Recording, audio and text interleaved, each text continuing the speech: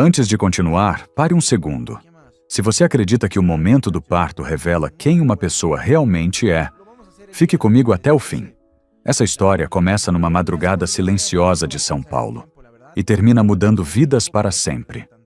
Eram 3h17 da manhã, no bairro de Vila Mariana, quando Mariana Costa, grávida de 38 semanas, acordou com uma dor aguda que cortou seu corpo como um aviso do destino. Não era mais desconforto, era parto. Ela estendeu a mão para o lado da cama. Vazio. O celular tremia entre seus dedos enquanto ligava para o marido pela 5ª vez. Nenhuma resposta, nenhuma mensagem. Apenas silêncio. Sozinha, respirando com dificuldade, Mariana percebeu algo devastador. Ela teria que enfrentar o momento mais importante da sua vida sem o homem que prometeu estar ao seu lado. E o que ela ainda não sabia é que essa ausência custaria muito caro. Mariana não esperou mais.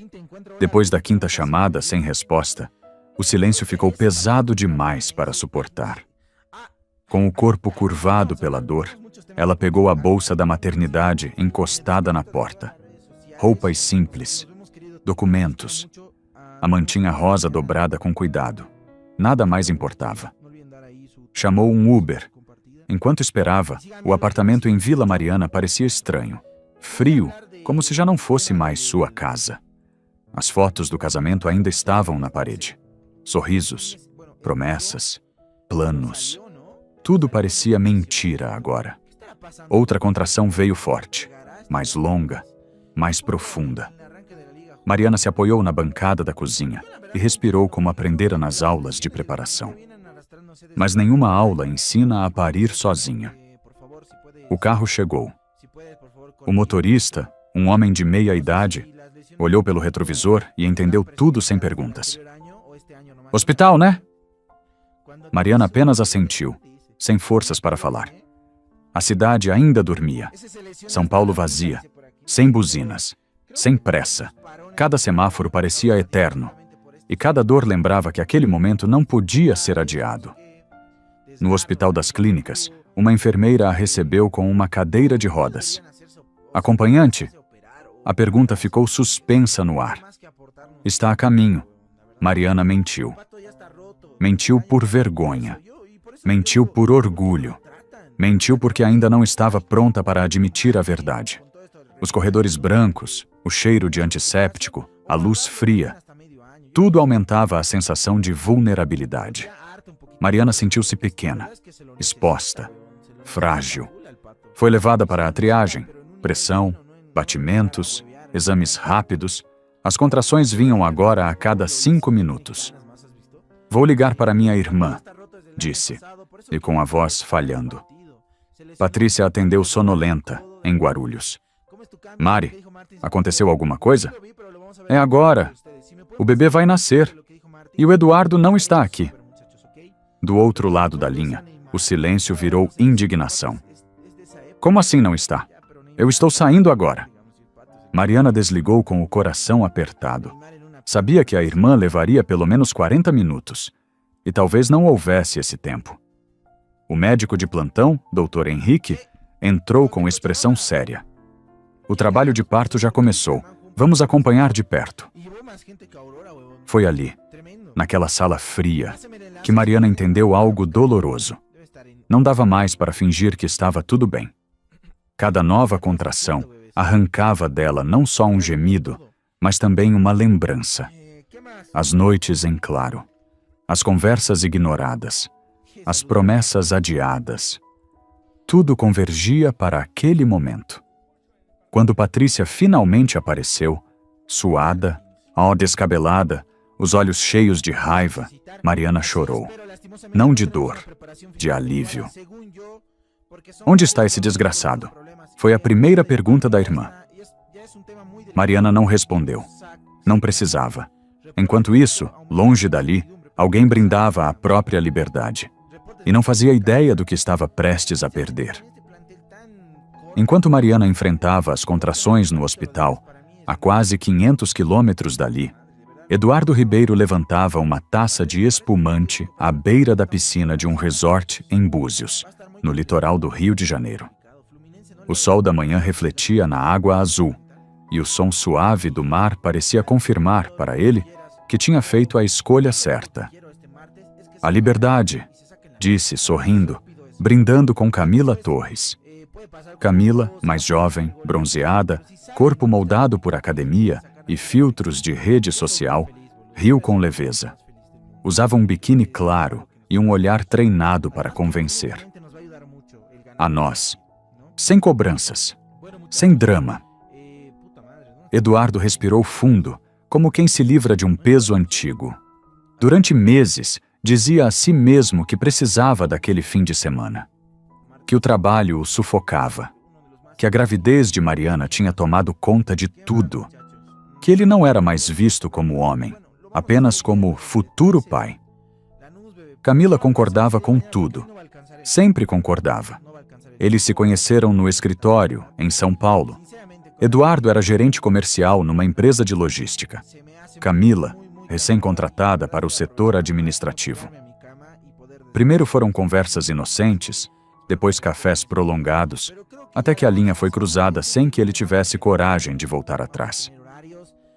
Você merece pensar em você, ela repetia, como um mantra. O celular de Eduardo vibrava sobre a mesa de vidro. Ele olhou rapidamente. Chamadas perdidas. Mariana. Fez uma careta de impaciência e virou o aparelho com a tela para baixo. Não vai atender? Perguntou Camila, embora a resposta já estivesse clara. Para quê? Respondeu ele. Mais choro, mais pressão. Eu avisei que precisava de espaço. A verdade era outra. 3 dias antes, Mariana tinha pedido, quase implorado, que ele não viajasse. Disse que estava se sentindo diferente, mais cansada, com dores estranhas, que o bebê podia nascer a qualquer momento. Eduardo gritou. Disse que se sentia preso, que não aguentava mais aquela tensão. Mariana chorou. E ele saiu batendo a porta. Na piscina, Eduardo riu alto, pediu mais bebida, mergulhou. Cada gole apagava um pouco da culpa. Cada risada afastava a realidade. Camila aproximou-se, sentou ao lado dele na espreguiçadeira e passou a mão em seu peito. Sua mulher nunca te entendeu, murmurou. Mulher de verdade sabe dar espaço. Essas palavras foram tudo o que Eduardo precisava ouvir. Sentiu-se validado, livre, jovem outra vez. O celular voltou a vibrar. 6 chamadas, depois 7. Ele colocou no modo silencioso. Hoje é nosso dia, disse Camila, puxando-o pela mão. Esquece São Paulo, esquece hospital, esquece tudo. Eduardo se deixou levar. Por algumas horas, acreditou que podia simplesmente desligar o mundo. Mas enquanto ele brindava, em São Paulo, uma mulher gritava de dor. Enquanto ele sorria para fotos à beira da piscina, outra mulher lutava para trazer uma vida ao mundo.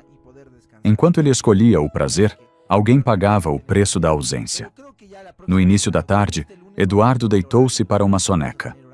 O sol já não era tão forte. A cabeça doía levemente, efeito da bebida. O celular vibrava sem parar.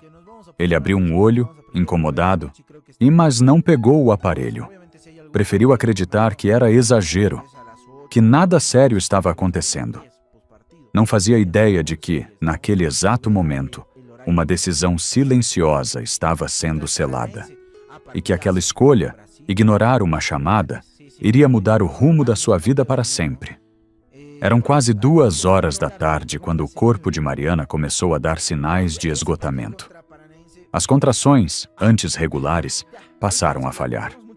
O cansaço pesava mais que a dor.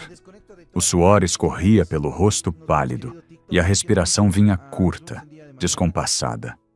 O Dr. Henrique Almeida consultou os monitores com atenção.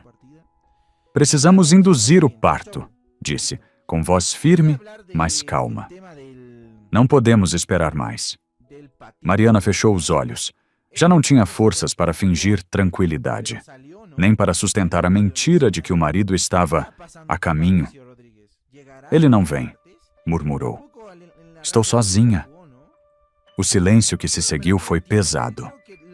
A enfermeira Dona Lúcia, uma mulher experiente, de cabelos grisalhos presos num coque simples, apertou a mão de Mariana com delicadeza.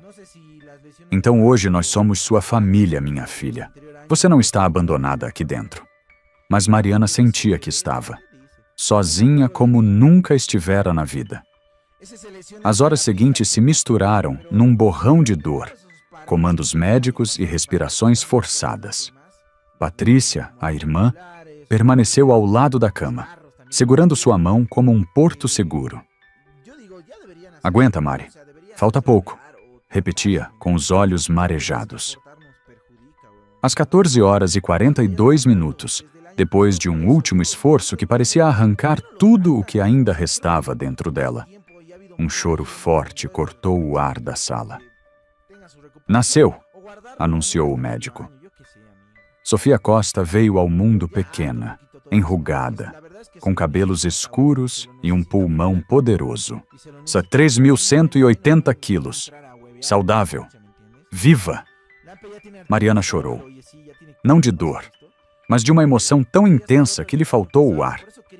Quando colocaram a bebê sobre seu peito, algo se reorganizou dentro dela. O medo, a traição, a ausência.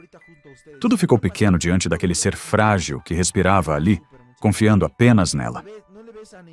Oi, meu amor. Mamãe está aqui, sussurrou.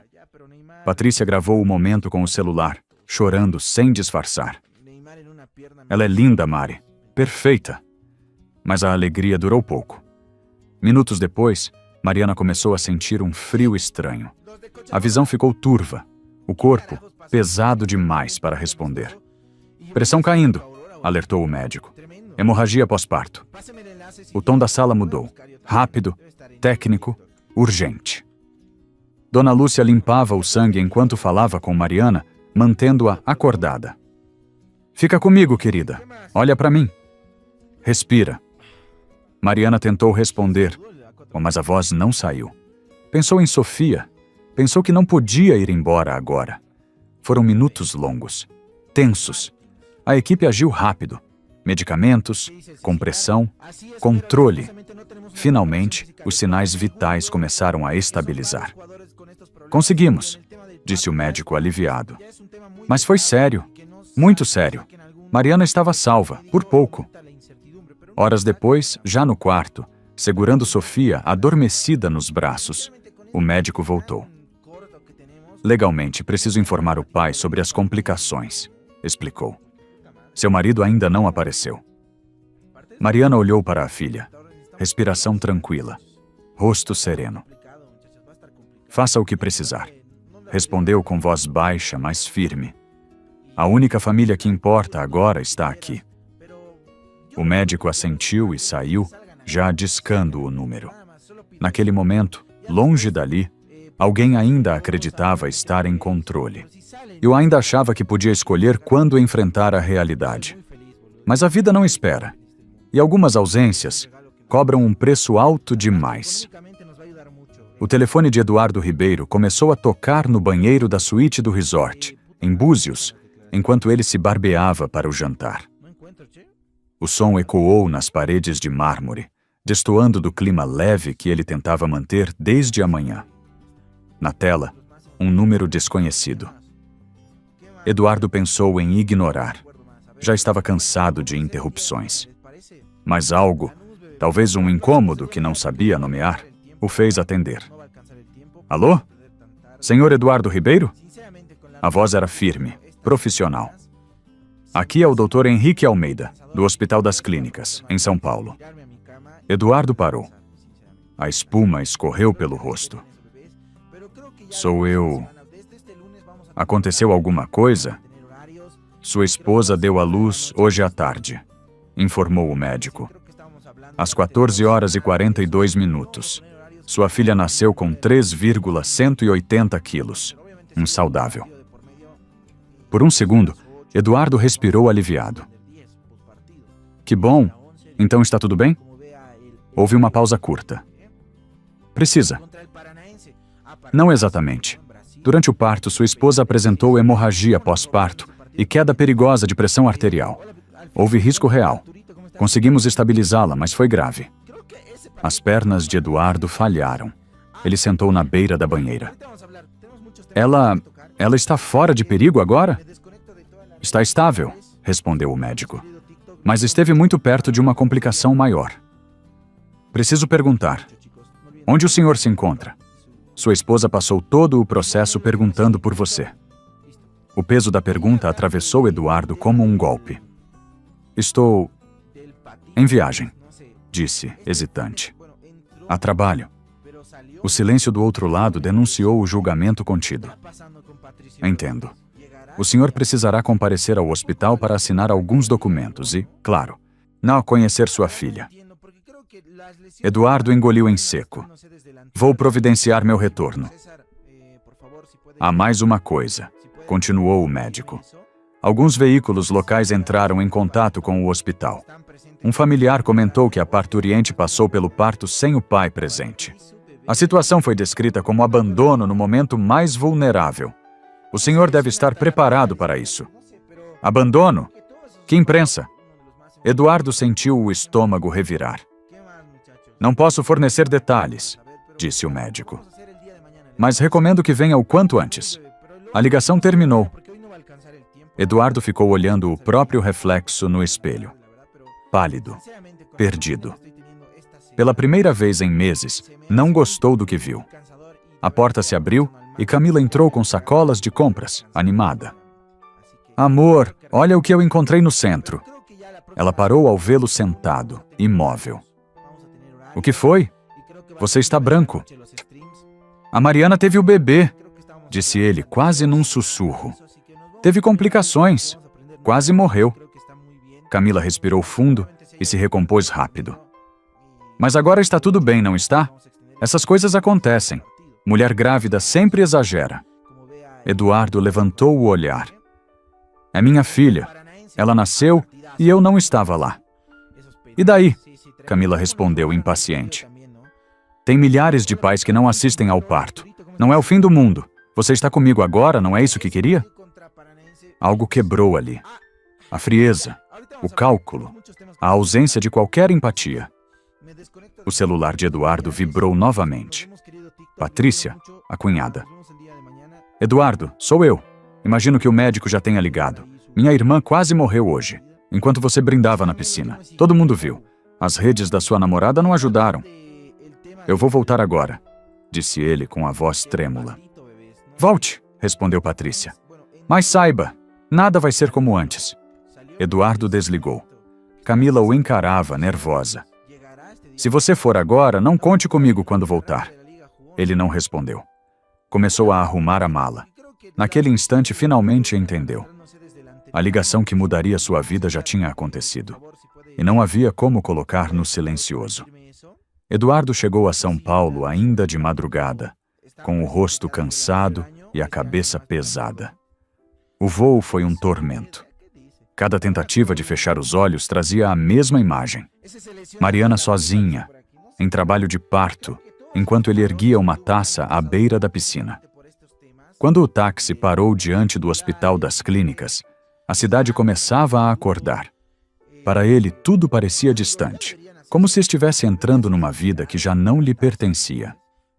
No balcão da enfermagem, uma mulher mais velha o olhou por cima dos óculos. A paciente não deseja visitas.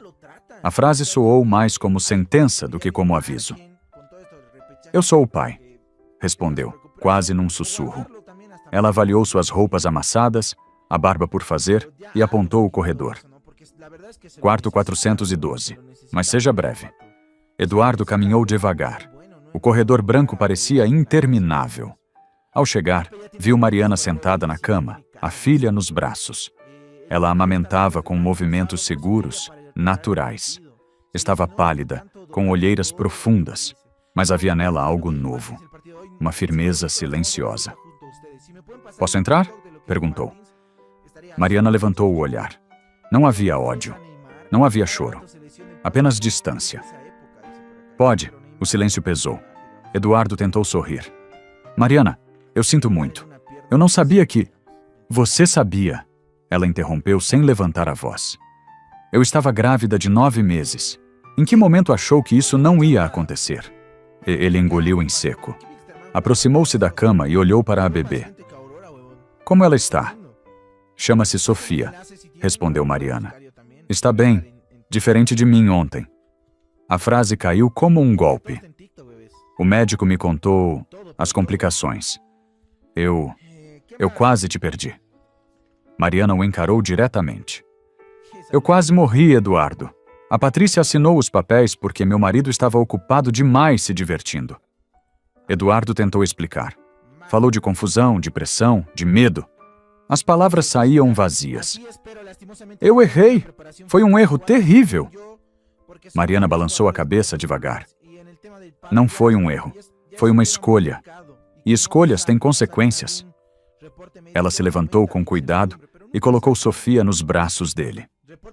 Essa é sua filha. A menina que você escolheu não ver nascer. Eduardo sentiu o peso pequeno e quente do corpo da bebê. As mãos minúsculas, o cheiro de leite. Os olhos dele se encheram de lágrimas. Ela é linda. É, disse Mariana. E começou a vida sem você. A porta se abriu e Patrícia entrou. Ao ver Eduardo, cruzou os braços. O pai do ano resolveu aparecer. Eduardo devolveu a bebê a Mariana, derrotado. O que eu posso fazer para consertar isso? Mariana e Patrícia trocaram um olhar rápido.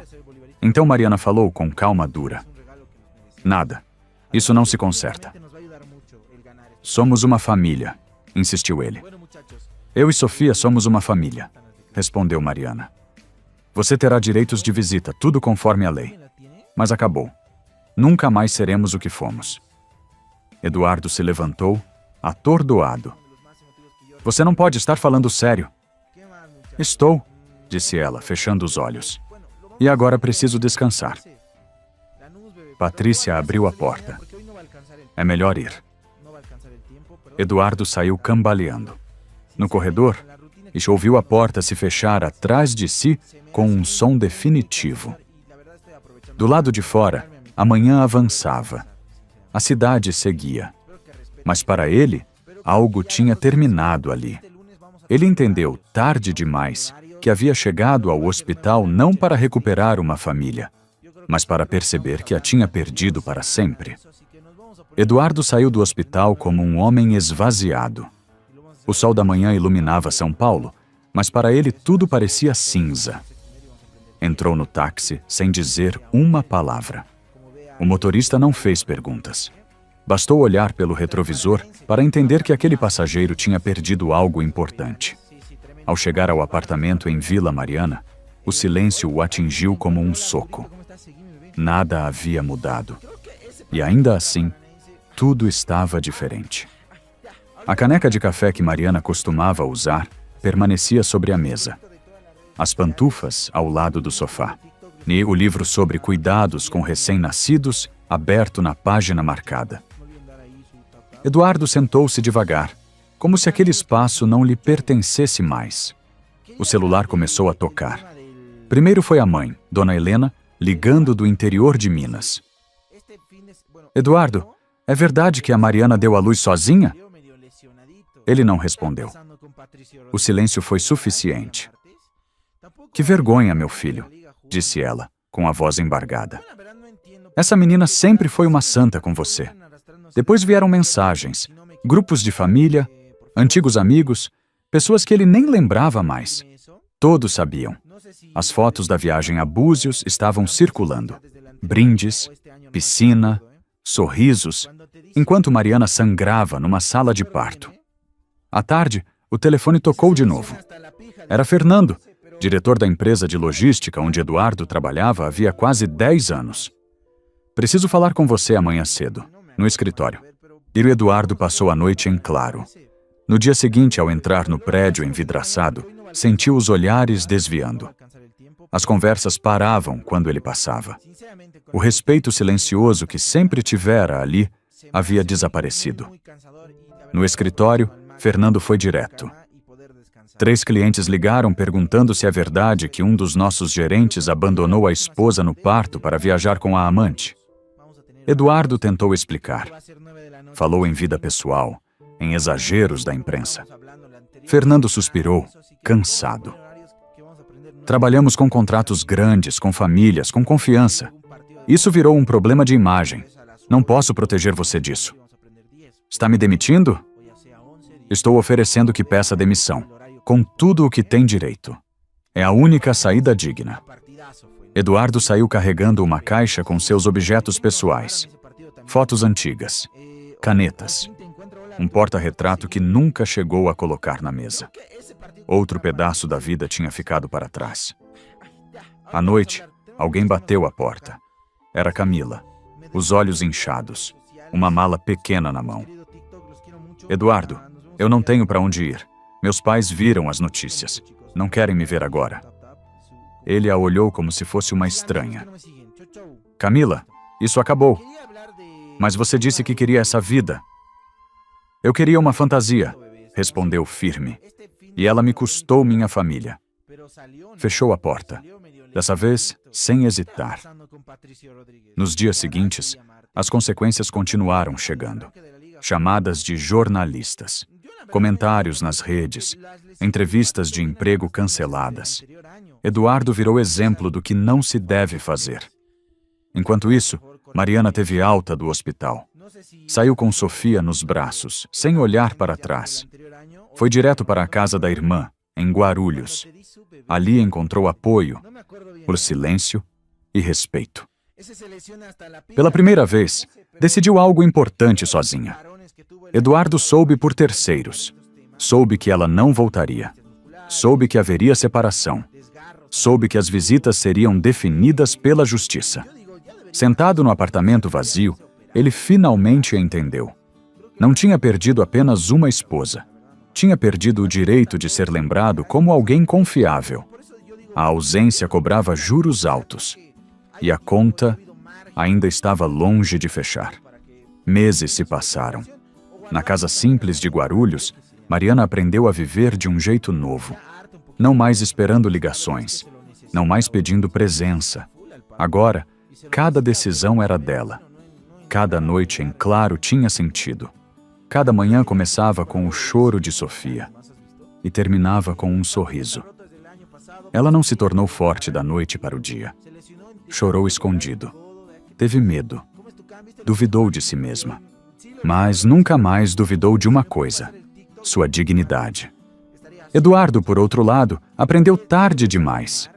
Perdeu o respeito no trabalho, a confiança das pessoas, a família que tinha. Hoje, vê a filha por horários marcados. Ama, sim, mas ama à distância, porque há ausências que não se recuperam e escolhas que não permitem retorno. Mariana não buscou vingança, não gritou, não humilhou. Ela apenas seguiu em frente. E foi isso que a salvou. Porque no fim, não vence quem grita mais alto. Vence quem escolhe a si mesmo quando ninguém mais escolhe.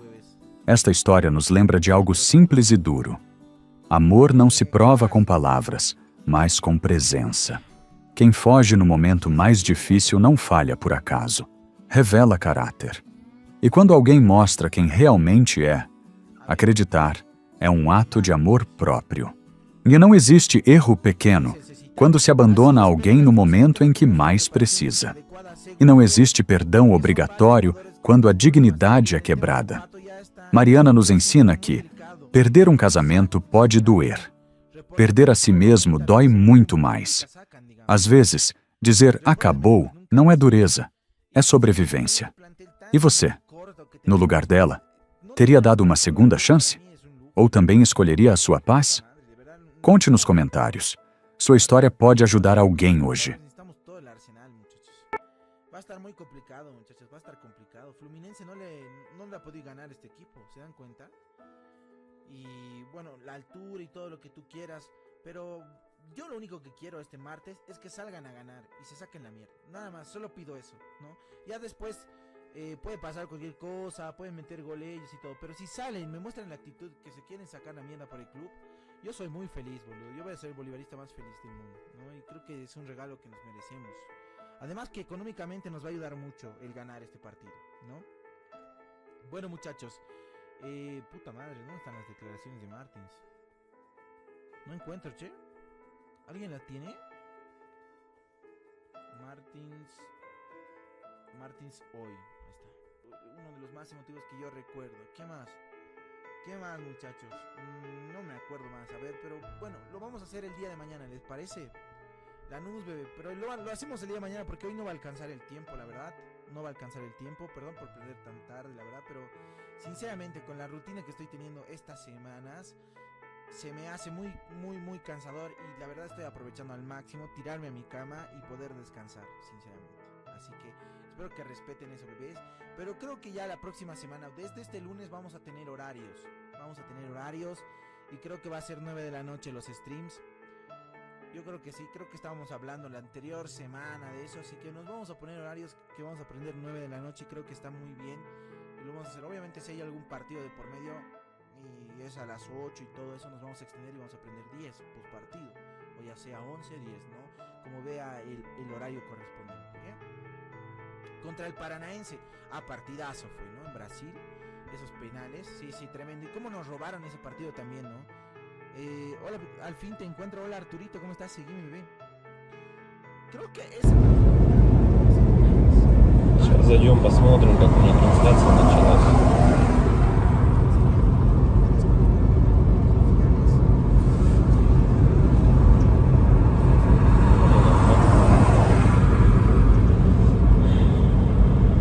Если вот рассматривать, я говорю, задумываясь о том, что прожитые типа 30 лет, так смотришь на многих людей, которые сейчас, соответственно, живут, которым в районе 30, которые уже потеряли вообще вкус к жизни, да, радость какую-то от жизни. Таких, причем, кстати, становится все больше и больше. Мне кажется, этот средний возраст, когда говорили, что начинается вот этот кризис среднего возраста, он тоже сместился, как и говорят, что сейчас люди, в принципе, быстрее взрослеют, быстрее осмысливают все, да, почему-то это всегда все в плохом больше ключе на самом деле, да, вот что сейчас дети, к примеру, быстрее взрослеют, вот, и мне кажется, кризис вот этот среднего возраста, он, наверное, тоже сместился. И вот я думаю, что он сместился где-то в районе 30 лет. Опять-таки, это тоже не со всеми, наверное, связано. Не у всех людей так, все люди разные. И когда приходишь к той мысли о том, что помимо того, что люди сами по себе стали такие вот, наверное, депрессивные, да, времена такие сложные, да, вот это вот еще извне много каких вещей случается, на данный момент, которые людям усугубляют эту ситуацию на самом деле, вот этой депрессии, вот этих кризисов, да, каких-то переходных моментов в жизни. И непонятно, если конец этому всему, да, наступает у людей потом белая полоса в жизни, и они не могут выбраться из нее. Примеров достаточно на самом деле много. К примеру, вот сосед у меня есть такой хороший парень был, и есть, он хороший человек сам по себе, но вот у него сейчас очень сложные времена такие, как бы дизмораль на него напала о том, что он не реализовался в своей жизни к 30 годам, что жизнь у него кончена.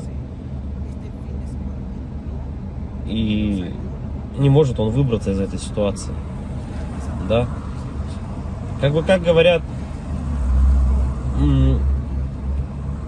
если мы говорим, что это мужики такие, да, типа слабые, да, какие-то, безморальные, как бы такие вот, что в основном это случается, наверное, зачастую, может быть, это у мужиков случается в этом возрасте, такой кризис, наверное, да, каких-то неудач в своей жизни, не пришедших ни к чему достойному и хорошему. Но вопрос в в том, что это мужики такие, типа слабые, или времена такие стали, что если вот разобраться так, вот, например, возьмем даже с древних времен, когда человеку нужно было добывать пищу самому, да, там убивать мамонтов, мужику стоило там сходить на охоту. Да, на охоту он сходил, кого-то там добыл добычу, принес домой, да, что-то где-то там поделал дома, и все как бы. Ну и это возможно как работа тоже на ежедневной основе, да, была. И как бы мужик в то время считался, но еще воином были, они воинами были, не воевали, да. В любом случае это все такая в основном физическая была работа, типа стратегии именно добычи пищи какой-то себе.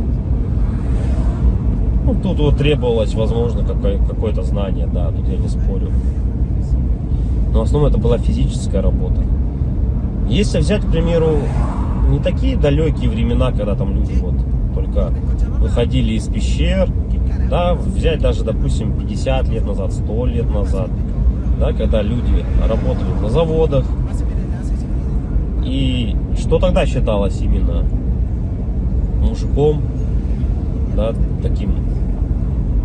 Разница была, наверное, с нынешними временами в том, что если ты работал, к примеру, на заводе на каком-то, то тебе было этого всего достаточно.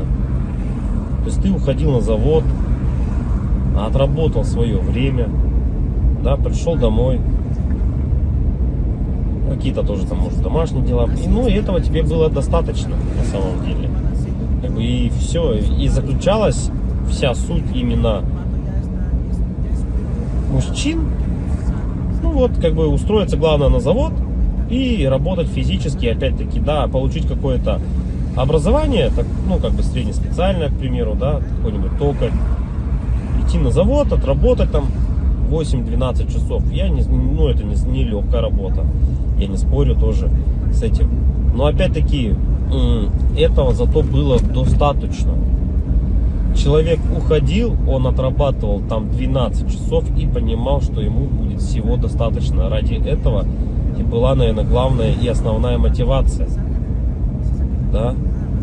И если перенесемся мы, наверное, в наше время уже, сейчас, на данный момент, то есть люди просто не знают на самом деле, как заработать, как получить жилье, как получить новый автомобиль. То есть способов получения данного результата его нету как такового.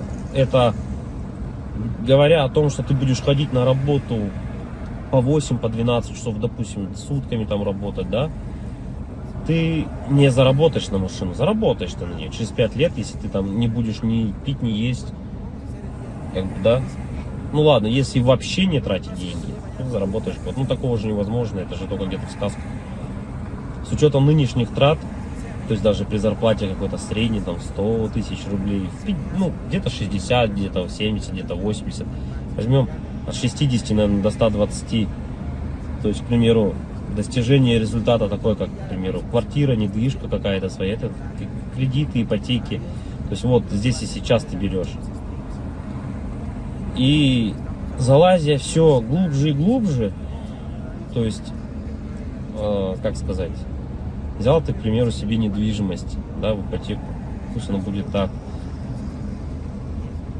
Помимо тех трат, к примеру, помимо этой ипотеки, там, ремонт и так далее, тебе за эти 20 лет нужно и телефоны менять, и одежду менять, и так далее, там, кушать надо. Машины также в этот же момент менять тебе надо. И то есть это кабала на самом деле такая, она дизморальная. И к чему это все? Что же значит мужик в наше время, который ходит на завод, работает 12 часов, а денег у него все равно нету. Как бы добычу он принести уже не может, да? Ну типа он может сходить в лес, но от этого толку особо не будет.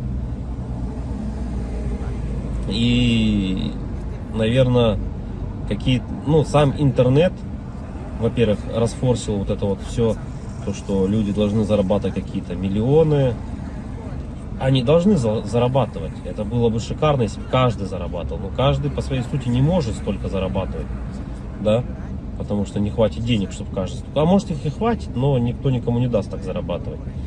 И вот возвращаясь, к примеру, к тому, что какая зарплата? Ну, 1300, наверное, должна быть в наше время, чтобы как бы себя, наверное, обеспечивать, да? Хорошо. Одному. И кто же тогда мужик в наше время? Типа, что он должен делать? Что он должен выполнять? Как бы, если он ходит на работу, но смысла от этого нету. Ну, как бы он есть, да, у тебя какой-то идет доход, но если его недостаточно. Смотришь другие профессии, другую работу, да,